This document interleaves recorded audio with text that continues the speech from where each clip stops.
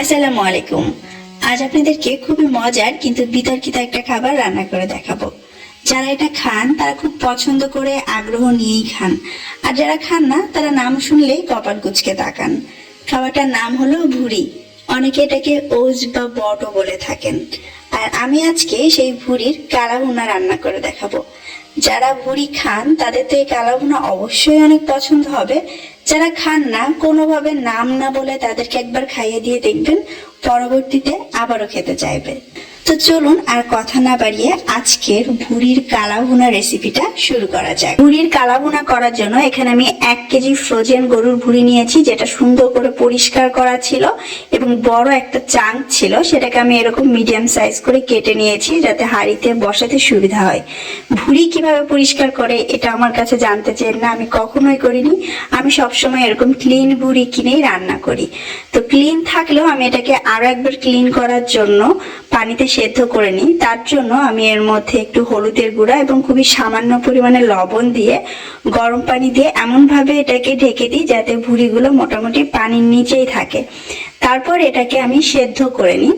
আসলে সেদ্ধ বলার থেকে এটাকে আমি ক্লিন করে নিই বললে বেশি ভালো হবে, কারণ গরম পানিতে আমরা এখন এটাকে ফুটাবো।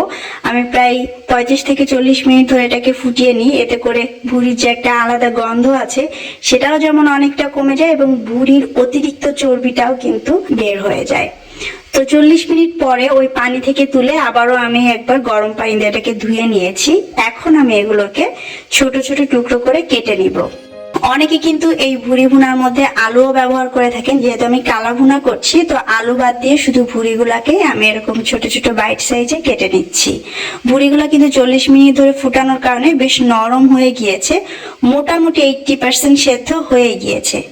এখন যে হাঁড়িতে রান্না করব তার মধ্যে ঢেলে নিয়ে প্রথমেই 1 কাপ দিয়ে দিচ্ছি পেঁয়াজ কুচি, 8-10টা দিয়ে দিলাম কাঁচা মরিচ, 2টো তেজপাতা মাঝখান থেকে ছিঁড়ে দিলাম, 2 টুকরো বড় দারুচিনি একটু ছোট টুকরো করে ভেঙে দিচ্ছি, 5-6টা দিয়ে দিলাম এলাচ, 6-7টা দিয়ে দিলাম লবঙ্গ, 8-10টার মতো দিয়ে দিলাম কালো গোলমরিচ এবং 1 টেবিল চামচ করে দিয়ে দিচ্ছি আদা এবং রসুন বাটা। 3 টেবিল চামচ দিয়ে দিচ্ছি রেডিমিক্স মাংসের মশলা এবং প্রায় 1 টেবিল চামচের থেকে একটুখানি কম দিয়ে দিলাম লবণ। সেই সাথে 1/3 কাপ দিয়ে দিচ্ছি তেল। তারপরে সমস্ত কিছু একসঙ্গে ভালো করে মাখিয়ে নিব। আমি এখানে যে রেডিমিক্স মাংসের মশলা ব্যবহার করেছি এটা আপনারা যে কোনো ব্র্যান্ডের নিতে পারেন। অর্ধেকটা প্যাকেট ইউজ করবেন 1 কেজি ভুড়ির জন্য। হাত দিয়ে কচলে বেশ সুন্দর করে মাখিয়ে নিচ্ছি এবং 2-1টা মরিচ আমি মাঝখান থেকে ভেঙেও নিলাম।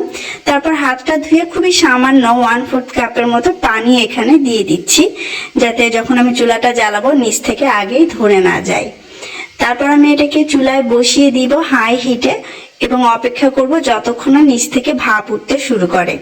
নিচ থেকে যখন ভাপ ওঠা শুরু করবে তখন এটাকে ভালো করে উল্টে পাল্টে নেড়ে চেড়ে দিয়ে ঢাকনা দিয়ে ঢেকে দেবে এবং চুলার আঁচটা আমি মিডিয়ামে দিয়ে ততক্ষণ রান্না করব যতক্ষণ না ভুড়িগুলো আয়তনে কমে যায়, আমাদের পেঁয়াজটাও বেশ কিছুটা নরম হয়ে যায়। মোট কথা এটাকে আমাদেরকে আস্তে আস্তে আরো সেদ্ধ করে নিতে হবে এবং নরম করতে হবে এবং পুরোটা সময় আমরা এটাকে ঢাকনা দিয়ে রাখবো। এক সময় দেখবেন পেঁয়াজগুলো গলে গিয়েছে, মশলা একদম গা মাখা হয়ে গিয়েছে এবং তেলও ছাড়তে শুরু করেছে। সেই সঙ্গে খেয়াল করবেন পাতিলের তলাটা বেশ একটু লাগা লাগা হয়ে যাচ্ছে বা ধরে যাচ্ছে। সেই পর্যায়ে অল্প অল্প করে গরম পানি এর মধ্যে দিবেন আর অনবরত নাড়তে থাকবেন। চুলার আঁচটা এই পর্যায়ে আমি মিডিয়ামে রেখেছি এবং মিডিয়াম আঁচে এখন এই মশলা সহ ভুড়িটাকে আমি বারবার শুধু কষাতে থাকবো এবং তখনই সামান্য করে গরম পানি দিব যখন দেখবো যে নিচে একটু ধরে বা লেগে যাচ্ছে। তারপর আবারও তলা ঘেঁষে ঘেঁষে এটাকে ওলট পালট করে আমি নাড়তেই থাকবো।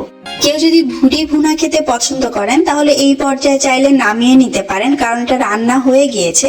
কিন্তু আমাদের কাজ হচ্ছে এই মশলাটাকে কষিয়ে কষিয়ে সুন্দর একটা কালারে নিয়ে আসা, যেটা অনেকটা কালা ভুনার মতো হবে। তাই মশলাটাও কষা হবে কিন্তু পুড়বে না। এই কারণেই মাঝে মধ্যে অল্প অল্প পানি দিয়ে আমরা এটাকে নেড়ে চেড়ে এইভাবে সুন্দর একটা কালারে নিয়ে আসব। আর যখন আপনার পছন্দ মতো কালারে চলে আসবে, ফিনিশিং টাচ হিসেবে আপনি কিছু আস্ত রসুনের কোয়া, কিছু কাঁচামরিচ এবং 1 টেবিল চামচের থেকে কিছুটা কম দিয়ে দিবেন ভাজা জিরার গুঁড়া।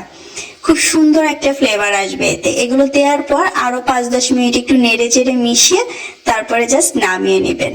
তৈরি হয়ে গেল ভুঁড়ির কালা ভুনা। খুব সহজ না রান্নাটা? এইটা আপনি চাইলে ভাত, রুটি, লুচি সবকিছুর সাথেই খেতে পারেন, তবে ভাতের সাথে খেতে যে মজা সেটার কোনো তুলনায় হয় না। আর আমি এই রান্নাটা সহজ করার জন্য রেডিমেড মাংসের মশলাটা ব্যবহার করেছি। আপনারা চাইলে এর পরিবর্তে ধনে, জিরা, হলুদ, মরিচ আলাদা করেও দিতে পারেন, কোনো সমস্যা নেই। এইভাবে একবার ভুঁড়ির কালা ভুনা করে তারপর কেমন হলো সেটা আমাকে কমেন্ট বক্সে এসে জানিয়ে যেতে ভুলবেন না। ভালো থাকবেন সবাই, বিদায় নিচ্ছি। আল্লাহ হাফেজ।